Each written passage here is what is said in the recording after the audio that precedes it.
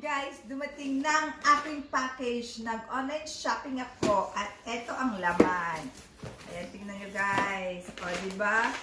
Cloves! So, yan, the famous clove na nakikita ko po.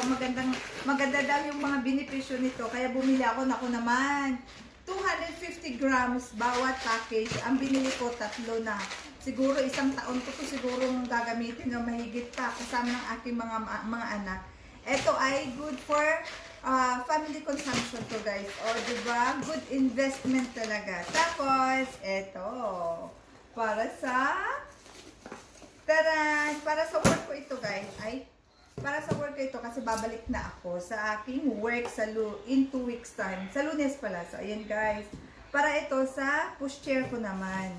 Ilalagay ko ito kasi pag umulan, uminit, at saka kasi yung aking pushchair luma na. At yung kanyang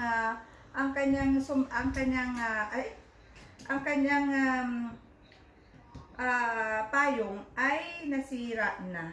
Nasira yung dito banda. So, kaya kailangan ng bumili. Ano ba to? Kailangan pala ito i-screw. Ayan. O, diba? So, ayan. Para ma-screw siya. Ano ba yan? Ayan. O, ayan. Okay na siya. O, kung gusto mo, na payong lang talaga, eto siya guys. Tanggalin natin to. Tanggalin. Ayan. Ay, maganda siya. Double purpose siya guys. At saka syempre, magagamit ito. Ayan. Pag payong lang siya talaga, pwedeng magamit ni Pierre. O, di ba?